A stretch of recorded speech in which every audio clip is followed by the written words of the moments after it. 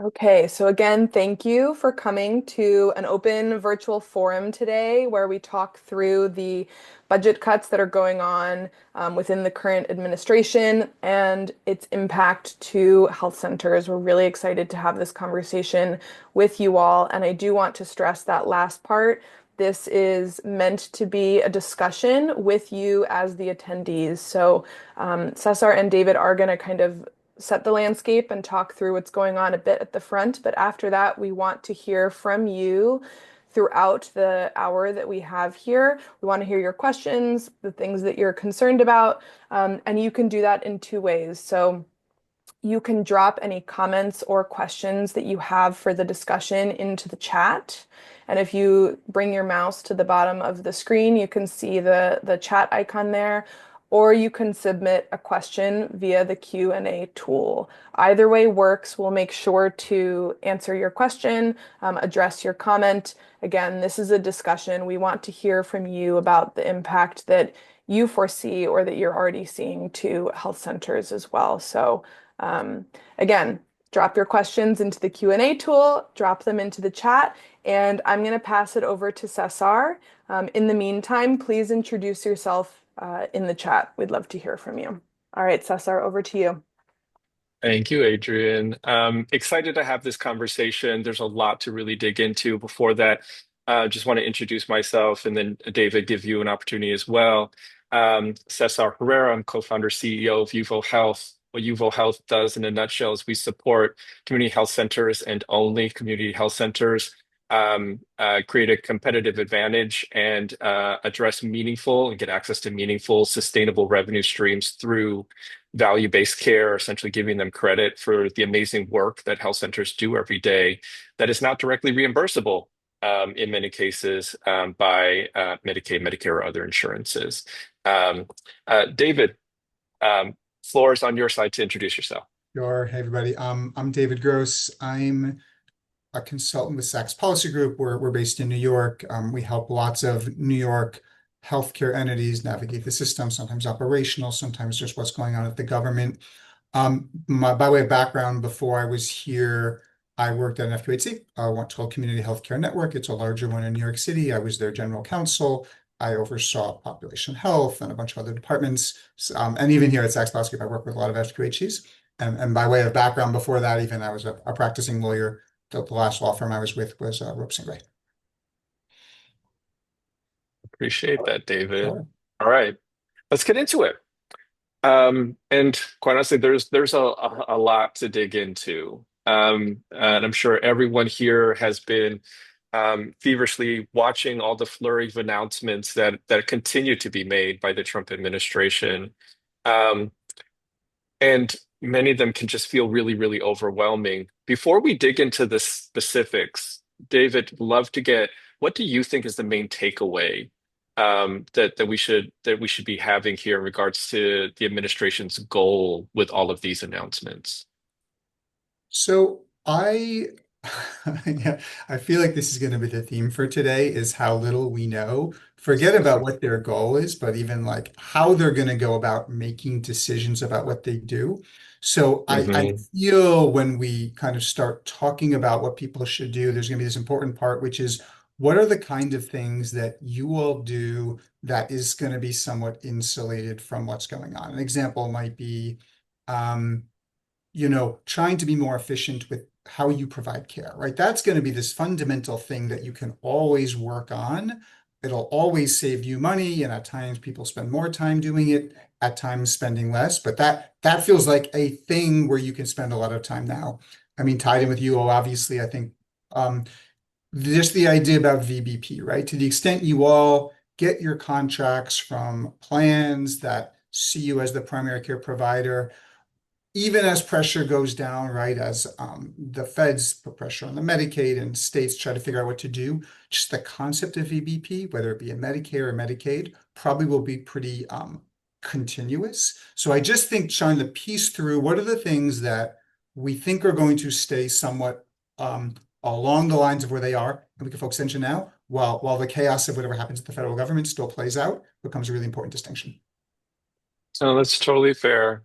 Um, It's how do we prepare ourselves regardless of or for whatever may happen. But let's talk about this, and I think you kind of alluded to it already, is what do we actually know, right? There was the initial conversation and initial proposal for potentially up to $880 billion in federal spending cuts over 10 years with Medicaid, Medicare, and CHIP on the line, but most likely it's going to hit Medicaid more so than others.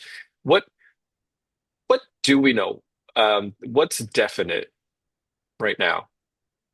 Oof, what's definite is that there's going to be a mighty effort to pass a reconciliation bill over the next few months that we're all going to pay a lot of attention to. I think the way it feels to me more and more, what will actually happen at the federal level around Medicaid just feels in flux, right? You've got Mm, the Republicans that originally had a very aggressive target savings. That's the $880 billion that I'm sure all of you have heard about.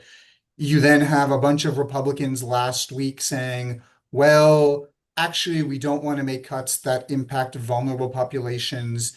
They don't really define who that is. Like, is that the people who used to be on Medicaid? Is it people who are on Medicaid today, including single adults? It's not really clear. And then you have Republicans who, in the Senate, who haven't really tried to make significant cuts and just plan on paying for things by working on the budget side. So I think, Cesar, the answer is it's not really clear how this will pay out from a federal level. I want to flag the one other thing, which I think everyone should be paying attention to, is your states, right? States are going to have very different approaches to what they will do if there are Medicaid cuts. I have a better feel for like New York, but some states, I don't know how many of you are in like the red states that actually have statutes on the books that immediately take away Medicaid expansions if there's any change to the funding. So I think it's both what will happen at the federal level, let's watch that, but also what are you all thinking about your states and how they will respond to any sort of Medicaid cuts?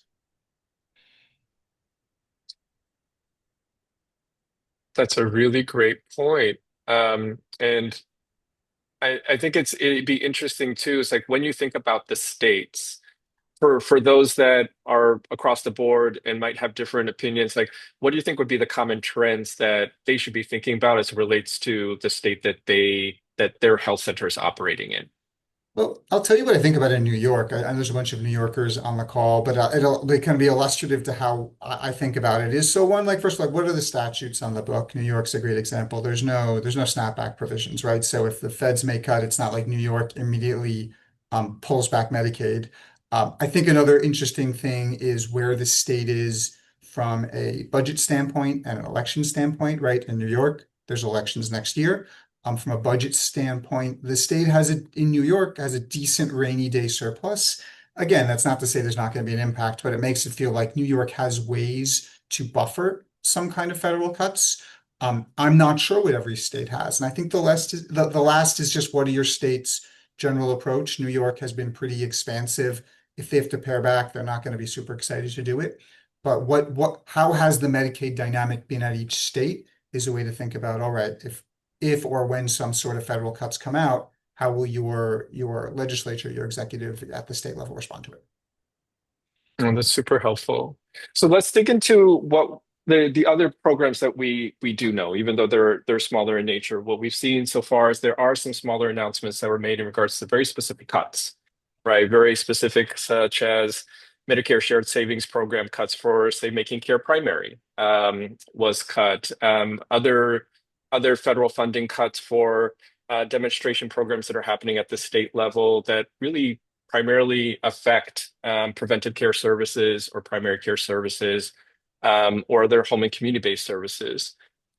Um, what I took away was that there seemed to be a big contrast between those cuts that are being had and the new CMS administrators kind of ongoing speeches around the table since he was brought on board around creating a more focus on primary preventive care with an even more focus on nutrition.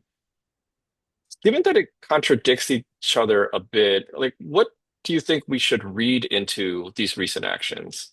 Yeah, at this point, I'm not reading much because I think it's really hard to find a current, which is what we think is playing out, right? So CMMI is a great example, right? They cut a bunch of programs, but there was a report, I forget, I think it was Avalier who came out last week, who looked at some of the programs and pointed out how many of them are losing money. And politically, right, CMMI has been long criticized by Republicans for just not doing its job in terms of finding new programs that work and save the government money. So I think that there's a lot of currents and ideologies around different programs that are all going to play out over time. And I just don't feel like, let's use just in the healthcare space, you have a single vision or single voice that really is able to put forth its vision on the system. So instead, everything's going to be piecemeal. I mean, it's funny as you ask the question, I'm like, yeah, but what about the fact that like on the EPA side of stuff, they're rolling back all these regulations when you can pick up any sort of podcast and listen to the folks who support Kennedy talking about all the terrible things in our bloodstream because of toxins. Again, Mm. this is incongruity of what people are saying they want to happen and how they're getting there, and we're just seeing it on the healthcare side too. Got it. So we do have a question from the audience, if I can jump in.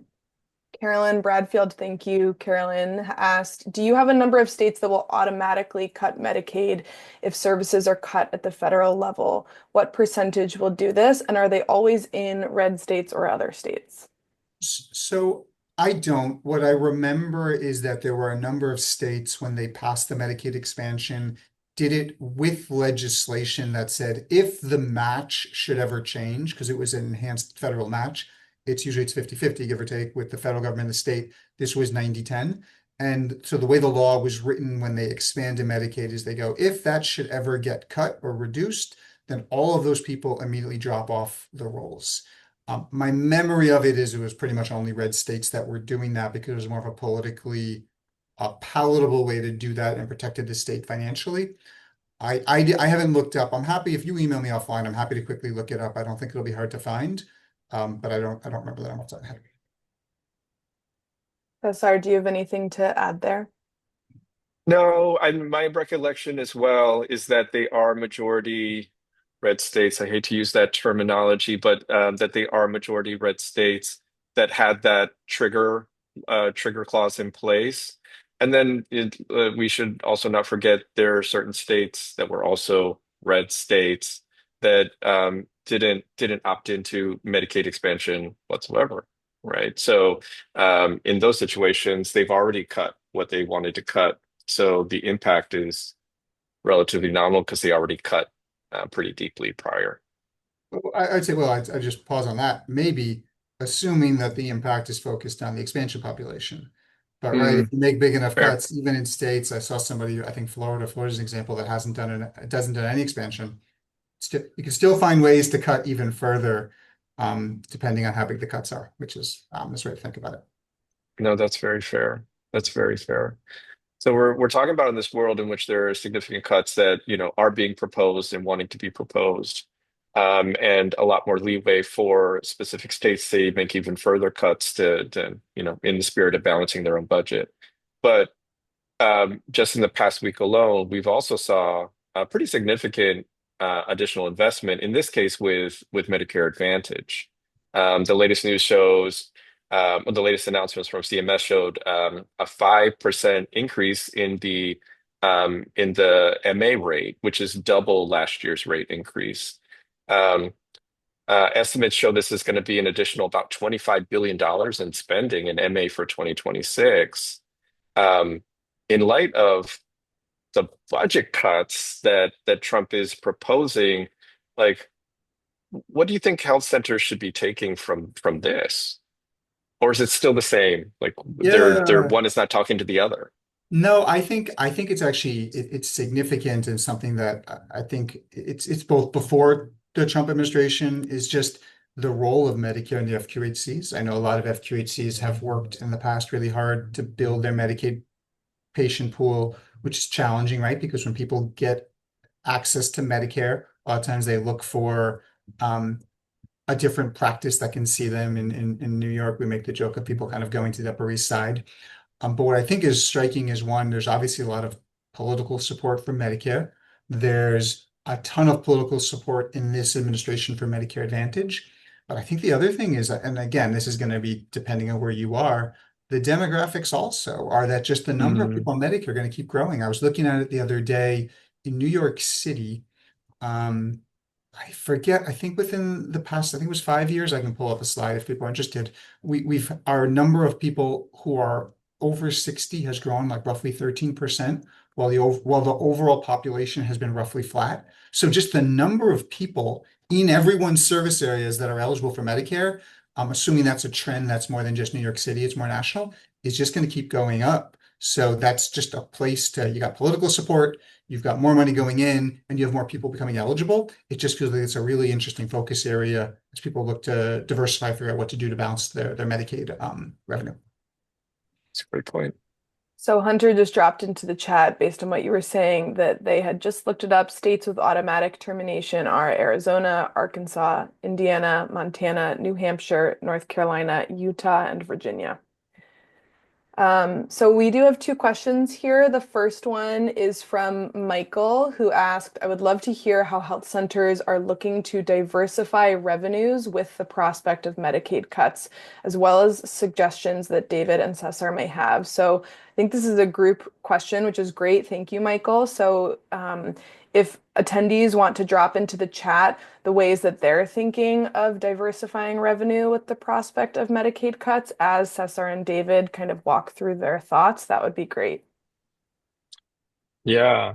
I mean, I can go second, David, because I feel like mine is going to be potentially self-serving. What are you seeing with your clients?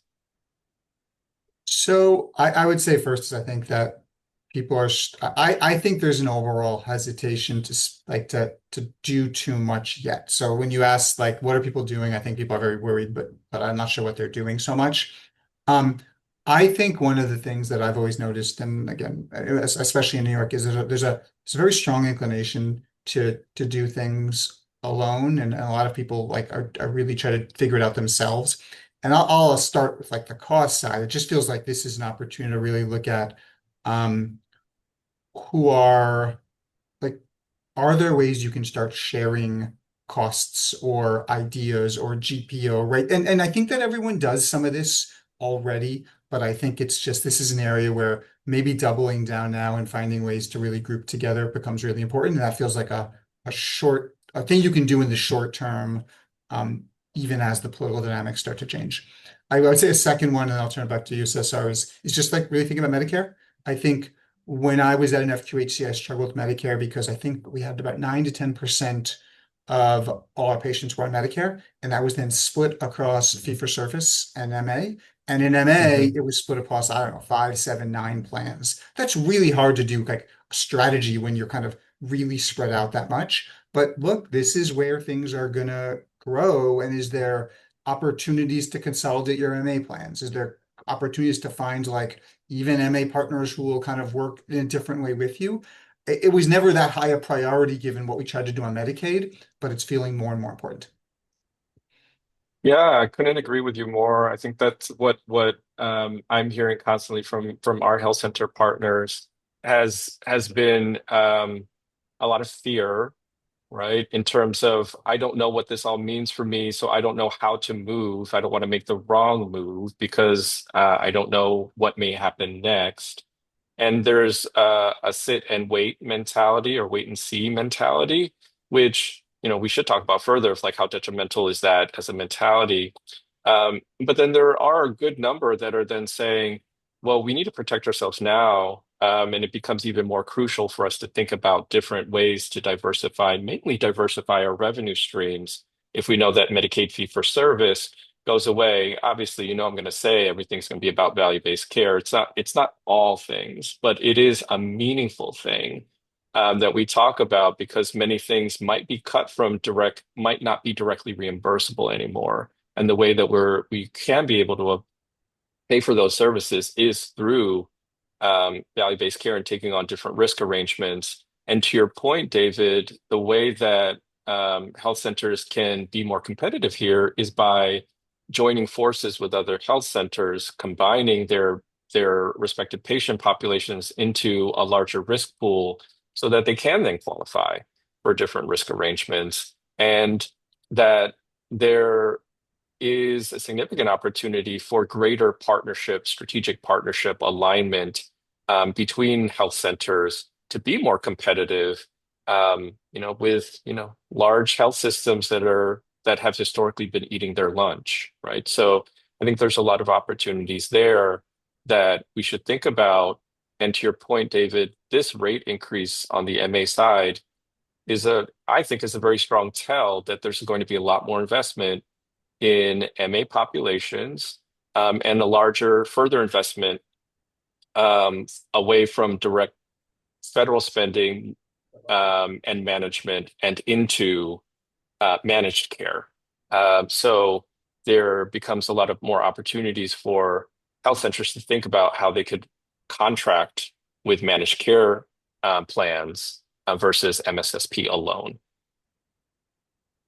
I'd say one other thing, which is again, this is going to be a state by state dynamic, but we're seeing a lot in New York, is finding ways to diversify revenue stream by moving into other kind of like adjacent licensed areas. So I use in New York, right? Most FQHCs, they get licensure from what's New York's Department of Health, which basically oversees medical facilities. And a number are looking to get a second licensure now, specifically from the state's mental health agency. And the reason is because the state mental health agency offers, if you get that license, A, you get enhanced rates for all your commercial patients. And B, there's additional flexibility for kind of telehealth when you have mental health licensure versus primary care only licensure. So that's a very New York specific example, but I imagine that kind of licensure framework plays out differently in other states. And there may be ways to enhance rates or to get flexibility with workforce using like the way the licenses are set up. That again, that's just another way. It's kind of diversifying, but it's just shifting the way you focus on your patients and frankly recruit staff that might be helpful at a time like this. Yeah. And I don't know if too premature, but would love to hear from all of you. How are you all thinking about this? Feel free to put some more information there on the chat. Yeah. Lou had just dropped in for the longer term. We're exploring acquiring our property and creating it through joint venture housing. And I'll say, Lou, to the extent you haven't looked at it, depending on where you are, the new market tax credit structure, which I assume some of you are familiar with, but it's a pretty convoluted, complicated thing.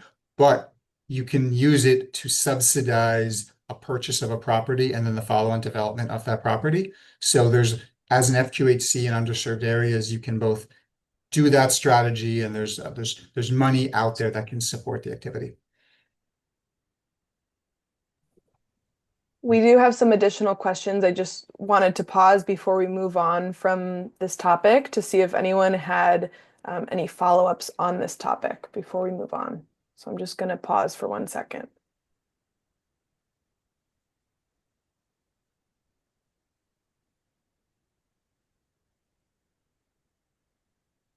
Okay. So the next question is from Micah. How are managed care plans preparing for the possibility of reduced federal funding for HRSN like housing, medically tailored meals, or transportation? My gut is they're taking a big sigh of relief. I'm not sure how much plans are excited by all of this. I think that in New York, I'll use an example because I know New York best.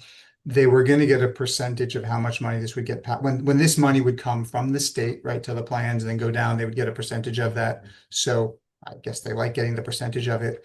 I'm I'm not convinced that plans have figured out that the investment in these services actually drives downstream costs. I think that's what New York, for example, is trying to do with its waiver right now. Other states are as well. I know California is making a pretty big investment.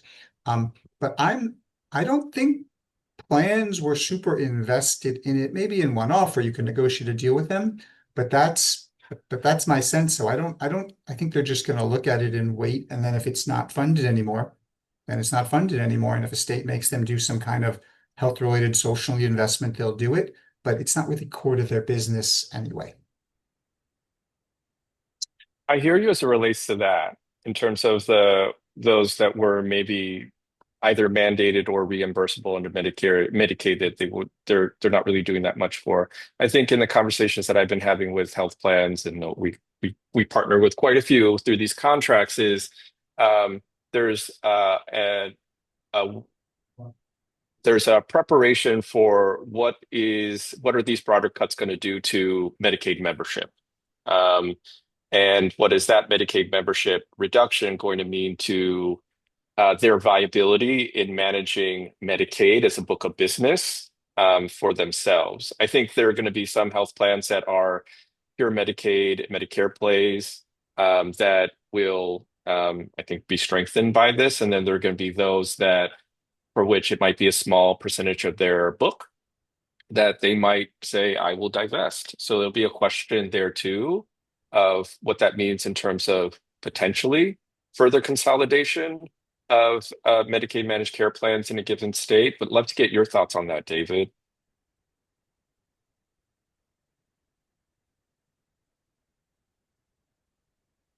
I don't have much to add on that one. Yeah. And for what it's worth, what I'm again hearing, and these are I'm not saying I have a national view of this across health plans, but in the conversations that we're having with our existing partners, health plan partners, has been okay. We're going to be preparing ourselves for the reductions in Medicaid membership. We're already operating on relatively thin margins. So what do we need to do to better preserve or increase those margins given that our membership may go down, right? And there are different ways. And again, I think that becomes a thing for health centers to think about is how do we turn some of this new news um, from things to be afraid of to opportunities to take advantage of? And David, I'd love to get your thoughts there on like, how do you think health centers could think of this news and what are the things that they can take advantage of? So I think FQHCs will remain really, really central to all of the plan's strategies, right? As the primary care provider, I mean, I don't say every because I'm exaggerating, but there are network adequacy issues, right? The need for PCPs is a national issue, not just like in a small geography. So I think that it's really important for the FQHCs to remember how important they are for the plans at the core network level and to leverage that, whether it be VBP or just some other way or for like in terms of trying to increase your auto assignment in a place where you're trying to get more volume. I, I think people know this, but it gets challenging to work with plans, but finding good partners is really important for plans, and FQHCs as primary care providers are really good partners. So just kind of remembering that as you go into your conversations about whatever it is you're trying to negotiate, because it feels to me one of the opportunities that a lot of technology companies who are in this space have tried to leverage is they've kind of gone out there and said, well, we can help with your network adequacy because we have virtual primary care. There's a number that do that kind of approach. And I think across the board, where plans can work with FQHCs or somebody on the ground to be their partner, that's always going to be their preferred approach. So really to lean into that kind of relationship value. Someone had a quick clarifying question. They wanted to be clear on the opportunity that you had discussed in MA. And so if you could just quickly clarify the difference between MA under Medicare and MAP under Medicaid, that'd be great. And then we can move on to another question. Yeah, so that's I think it's a New York specific question. So MA is just it's for anybody who's eligible for Medicare. Um, and it's how they get their benefits. And the alternative to MA in that case is going to be fee for service. They get it through a plan, whether it be United or Fidelis, as opposed to through just billing Medicare itself. MAP is MAP. It's in New York. It's a special plan that enrolls people who are eligible both for Medicare and Medicaid. And it's integrated, so those people get both services through the plan. It actually also includes long-term care. So MAP in New York is a subset of Medicare Advantage plans, and it's specifically for people who are eligible both for Medicare and for Medicaid and who need long-term care. Thanks, David.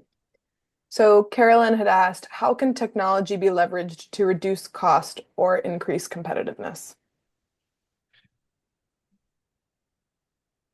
Yes. Uh, I mean, I'm actually curious how you would answer. I'll just start by saying is I really struggle with this because it feels like it cuts both ways. Technology can be super helpful if it's thoughtful and used for the right services where you know what you're getting your ROI. I think there's so much technology out there and technology advancing so quickly that it's easy to get overwhelmed with what the choices are and how to kind of really focus on where the value propositions are. Do they integrate with your EMR, things like that? So it's not, I, so there's no, I don't actually have a simple answer to that other than to say it can, but you have to be very focused to figure out where you want to use it without using too much staff time to both investigate and then also to implement and then find out it didn't work. So that's how I think of the technology question. I'm gonna say the same. Um, I think I think it's important to always recognize as a consumer of technology that technology is never the silver bullet, doesn't solve the problem. It can help enable things to get better. But unless you have a good understanding of what those processes are or problems that you want to solve for, then technology, just for the sake of technology, is not going to help. And in many cases, and I've known this from direct experience, it actually hurts. Sometimes it creates more inefficiency, particularly if you're also not putting in the effort um, to support in the change management for your teams that are using that technology or creating protected time for your providers to enable the technology as well. They have to be bought in. So I think technology is a good supporter and enabler of more operational efficiency, but it is not the only thing. It should be part of a broader like practice transformation effort within your center. And I'll use some like specific examples that I can think about is like scribes I know have been tested at a number of FQHCs, virtual scribes. And I think there's a kind of a mixed feedback from what I've heard at least is some physicians love it, but I'm not sure how much has actually driven productivity increases. So then you ask, it's not clear. It probably helped with those physicians' satisfaction, but I'm not sure it saved the FQHC money or frankly generated more of an ROI. So, like, and another example is I'm aware of again, this is fairly New York specific, is some software that can help rebill when a managed care claimant gets denied. And in its place, you have to then go bill the state at the full PPS rate. So that's right. That's a software solution that has a clearer ROI, but I think yeah, depends on the pricing, how much you pay for it. So that's another example where it could be a great software. It helps you with your finance team, and maybe you need less people, but you have to measure how much you pay for the service, and is it worth the trade-off? Thank you both. So Hunter had asked, do you see programs at the state level like enhanced care management in California and the 1115 waivers at danger of ending if federal funding is cut? Or is there enough resourcing at the state level to continue these programs? Mm, Yeah. So, no simple so answer to that either. I think that's the question. I think that, like I think about it as different ways. So I think that 1115 waivers, I think that in general they're all being reviewed. I was excited, I guess, to see that they weren't cut immediately because I think there's a lot of concern that's what they would do almost immediately, the administration. I think that there's some risk around the waivers, but it's not it's hard to really parse through what CMS is thinking about them because even the waivers that are for health related social needs, some of them are very big in Democrat-led states, some of them actually also exist in Republican-led states, so it's not that clearly a purely partisan issue. Um, I think ECM, to my knowledge, is actually not funded through a waiver. It's more of a core Medicaid service, but it's pretty expensive for California. So I think it all goes. So I would put waivers on the side because the way they could get cuts are a little bit different. But things like ECM and other services in New York, the version would be health homes. All of those are, if the state has to withstand some Medicaid cuts, where are they going to look? Have the ECM providers shown value? Is it seen as no, it's just some kind of care management that just kind of filters out and the state isn't clear of the results? I think that's how it'll play out. I think that if there's dramatic cuts at the federal level, no matter what your state, there's going to be some downstream impact, right? It's not going to be zero impact, but it's state by state as to how much of that and will it be through pulling people off the rolls or some kind of cutback of benefits. Yeah, I mean, I would say generally the same thing. It's going to depend on the state. It's going to depend on how much of those programs are actually funded through the state directly versus they needed federal assistance for it. Um, and to David's point, how much budget surplus does that state have to be able to absorb that if they need to? But I think a general theme too is in these situations, especially when you think about what the federal government is planning on cutting, it's still directly reimbursable services in a fee-for-service world. So are there opportunities for us to then, does this become the opportunity for us to then think of the world no longer from a fee-for-service lens and force us to think about what are in the investments that we could be making as providers that we know will reduce total cost of care and get value through total cost of care. Um, uh, because at the end of the day, that's where that is the premium dollar that we're talking about, right? I Easier think said than done, though. so I think the interesting thing about that is I think I'm not sure how ECM works, but I'll know health homes, for example, in New York, which is our corresponding program, it's a pass-through cost for the plans. So in a sense, they don't really think about how to put that into a VBP scenario. And I think that'll be an interesting question is how much of these benefits will plans ultimately be responsible for? And when they're responsible for it, that's when they'll take more seriously a VBP situation that includes those costs.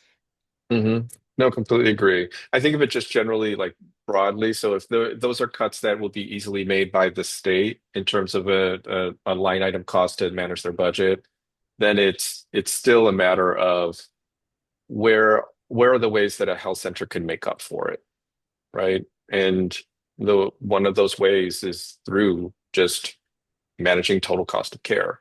And what could that look like? Um, we've already talked in regards to, the where health centers have where their head is at and how some are, potentially in a wait and see mode. David, what do you think are the risks of that that inaction in the near term? So I think the biggest risk is that it, no matter what happens or how this plays out, it feels like something is going to happen, right? Meaning there is momentum for something that will have some impact on the Medicaid program. I just think that knowing that the more people can prepare, the better off they'll be for however it plays out in their state. I think the other way to think about it is as you talk about the things that we're discussing, whether it's really push yourself on Medicare or think about can you be more cost efficient or find ways to bundle together? It's it's kind of an opportunity anyway, right? Even if let's say nothing happens with Medicaid, the fact that you've pushed yourself to diversify your revenue streams on Medicare or found ways to reduce costs, it still has a benefit to the FQHC. I spent years in FQHC. I know how hard it is to like shift focus. I'm sure all of you are dealing with other things that don't affect your bottom line or that do, but in a slightly different way, right? Immigration, things about what can or can't you do around transgender care depending on the state. So there's so much going on, but I feel like this is it's a risk if there are major changes and you're not ready. It's also an opportunity because potentially the things that we're describing should help your bottom line no matter what. No, completely agree. Completely agree. Now's the time that I would love to hear from you all in terms of like where do we want this conversation to go? As in, um, we know that there's going to be different implications depending on what type of health center you are. Are you big? Are you small? Are you rural? Are you urban? Or what state you're in.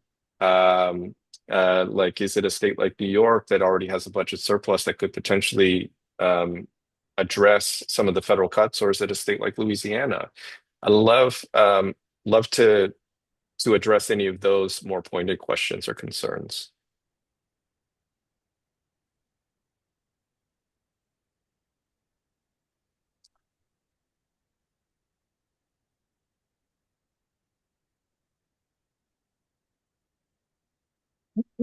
We can wait a minute to see if people want to drop more specific questions related to their scenarios that they're in. That's a great prompt, Cesar. Thank you.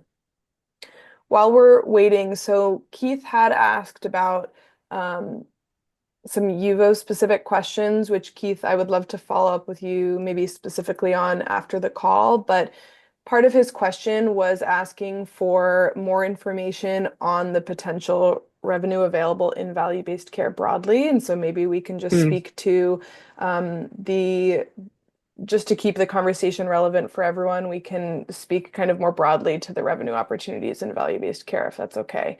And then I'll look out for answers to your questions, Cesar. sure. Happy to chime in there, and then David, and like add anything that you see fit. So when you think about value-based care, again, it's like shifting from the mentality of I'm getting directly reimbursed for a specific set of services, and rather I'm now taking on risk for managing the total cost of care of a certain set of members, which um, and I've constantly talked about this with health centers, is you all have been operating under a value-based care model since your inception because it's been the right thing to do. It's your mission. You just haven't gotten credit for it in the eyes of a health plan. So this becomes the opportunity to take credit for the work that you're doing that isn't maybe directly reimbursable, that actually brings down total cost of care and keeps patients healthy. So when we think about that, everything is based on savings that are generated within the system, right? So if your Medicaid premium is $500 per member per month, or say those are the costs associated with it, and you're able to bring through all of your preventive care and primary care and wraparound services that you provide, you're able to bring down the total cost of that care from 500 to 450.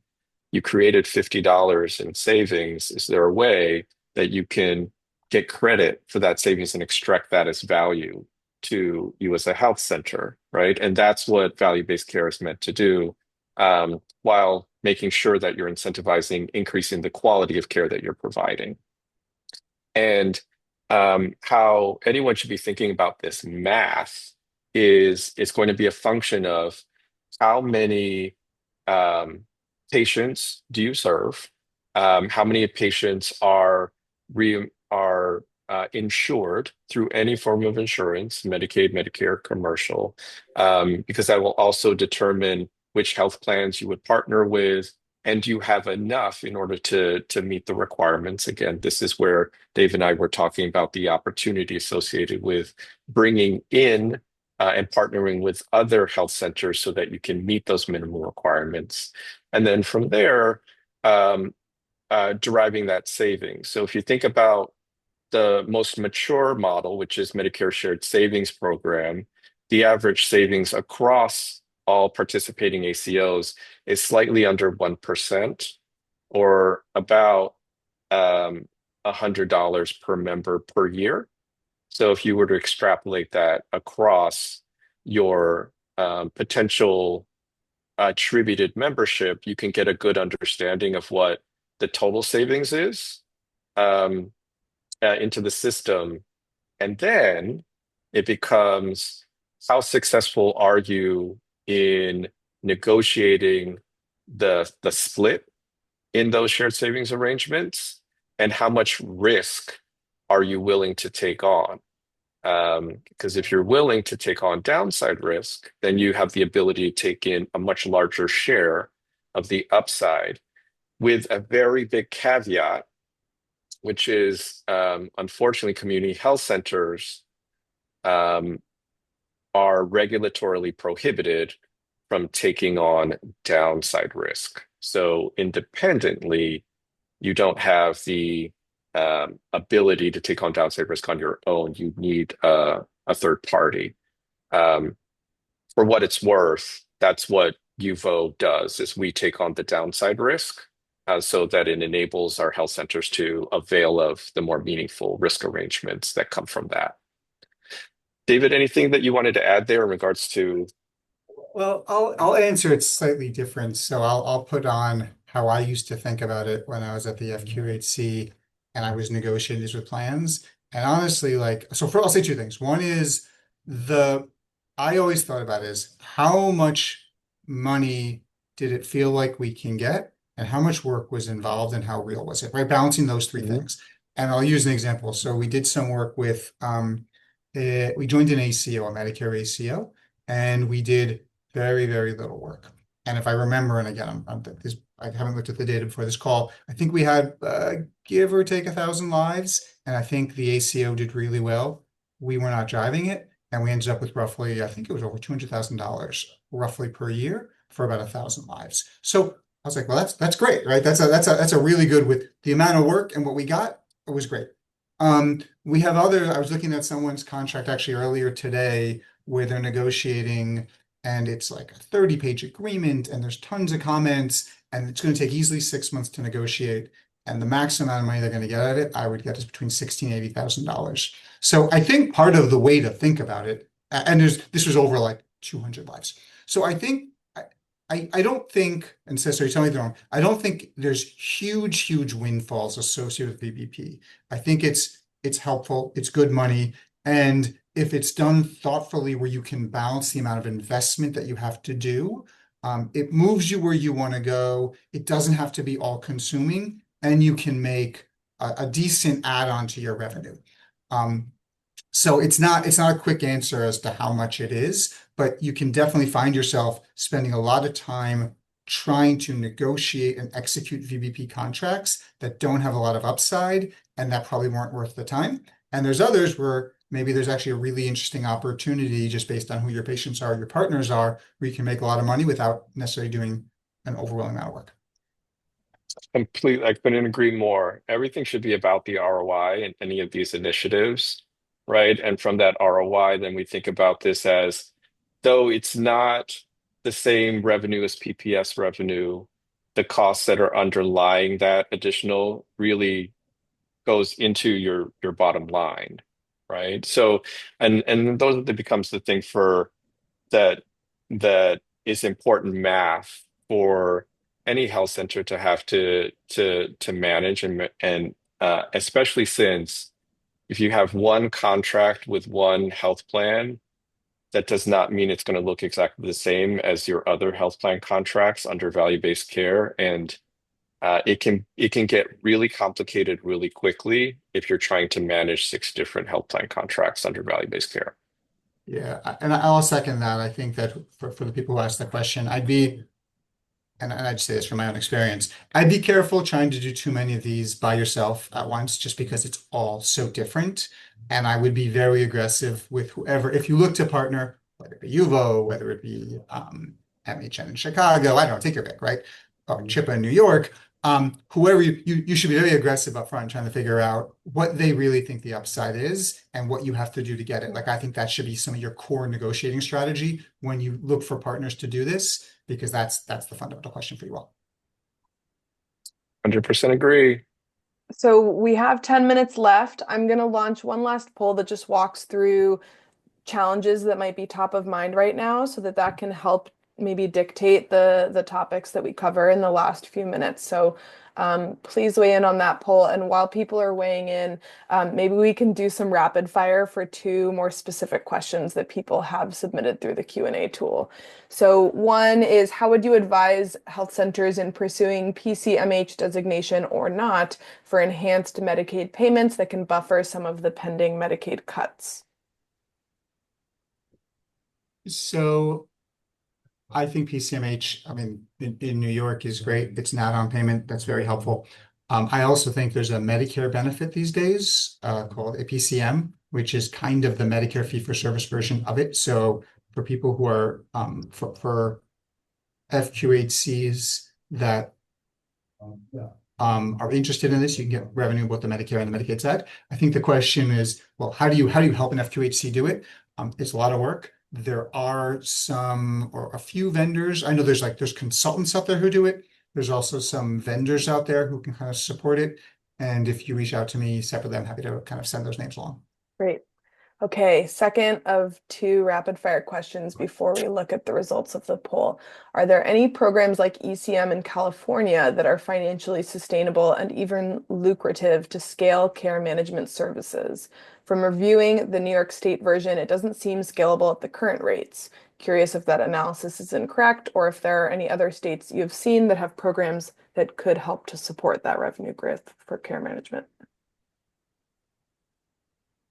So that's interesting. I mean, New York has, I assume that the commenter is talking about health homes.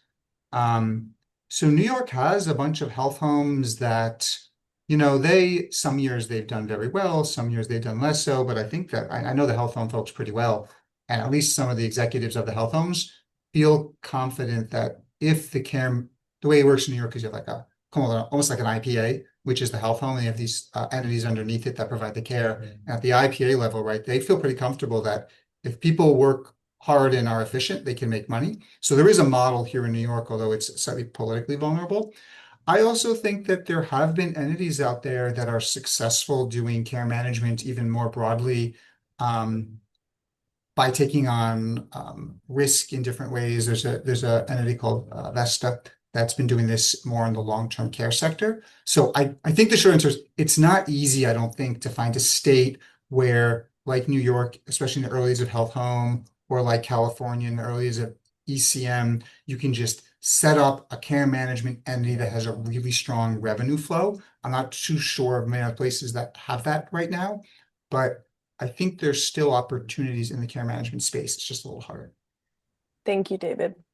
So I did just share the results from people who had shared on the biggest challenge that they see for health centers amid the current landscape and the budget cuts. And most people had talked through fewer patients covered under Medicaid and state budget changes. I don't know if there's anything remaining that you two want to touch on that speaks to either of those two topics. So, well, I was gonna actually jump to the third. I pulled the poll up. I want to just like kind of recognize the HRSA issue too, because on one hand, Hmm. HRSA could feel pretty, right. It's statutory, it's guaranteed, right? So it doesn't feel like it should be vulnerable.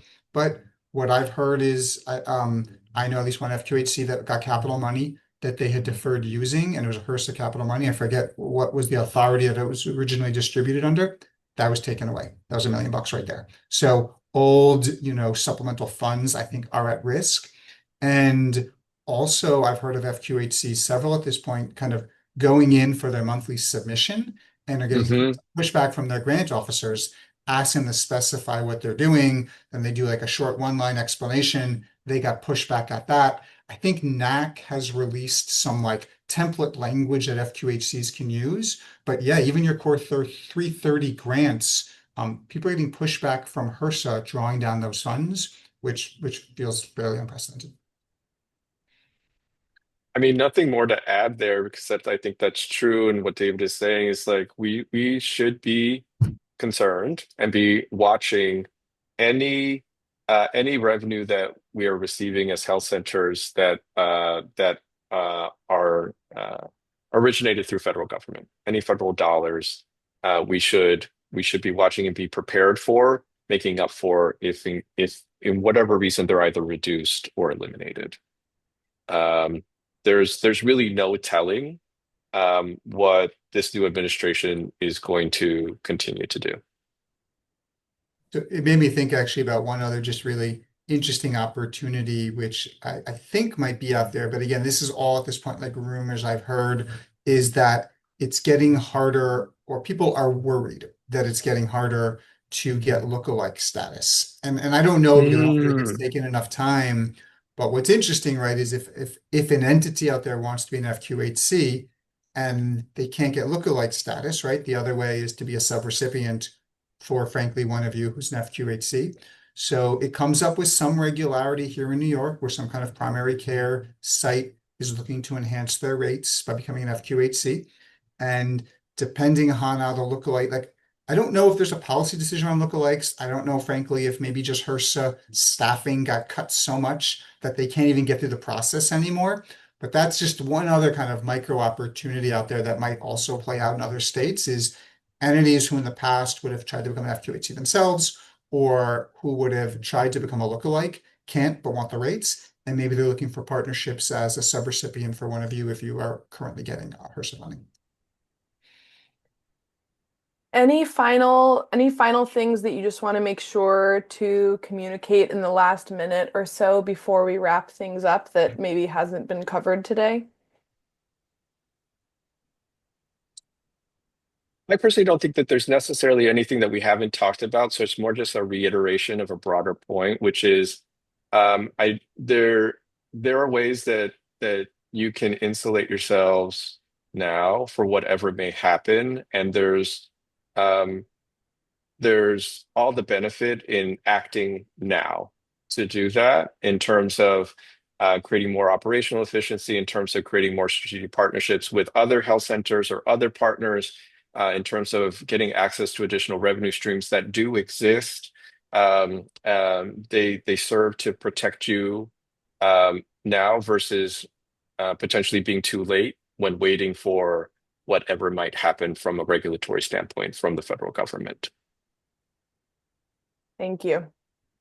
Thank you, everyone, for joining today. This was a really wonderful discussion. We appreciated your comments and your questions.